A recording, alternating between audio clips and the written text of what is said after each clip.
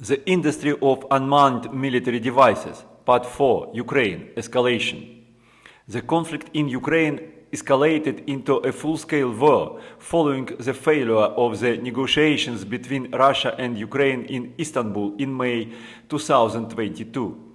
During the first months of fighting, the Ukrainians actively applied the Bayraktar drones and some tactical loitering munition of European supplies.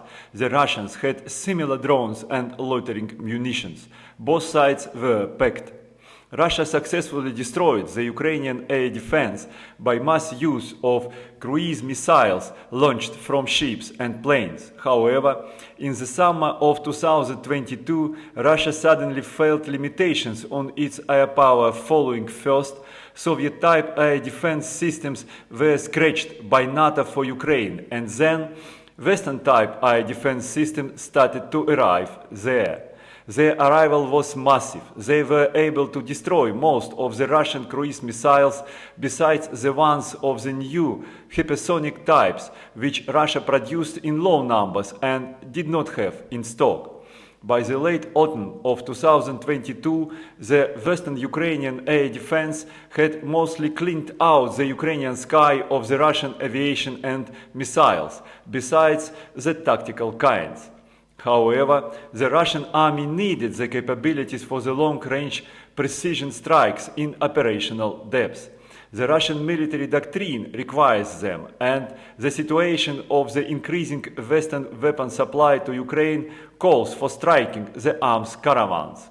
It was a strategic challenge that Russia could not take on with its pool of weapons despite the large industrial facilities and aerial technologies that it possessed. Usage of the Shaheds became a revelation. The Russians started to use them for pinpointed long-range strikes, but soon realized their operational prospects. The Iranian approach skyrocketed when it demonstrated its ability to exhaust expensive air defenses of the Soviet and American patterns in late 2022. The Russians immediately moved to adopt the Shahed construction and upscale their production using the spare parts and technologies that remained from Soviet times. Russia is producing thousands of the Shahed-type drones monthly. The combination of the Shahed loitering munition and cruise missiles turned out to be extremely efficient in destroying the rear of the Ukrainian army. It's sufficiently effective to become a strategic leverage. It's a conclusion that only the outcome of the war can dictate. The strategic examples in my course of military strategy train the strategic skills by rearward perspective from results to making and execution.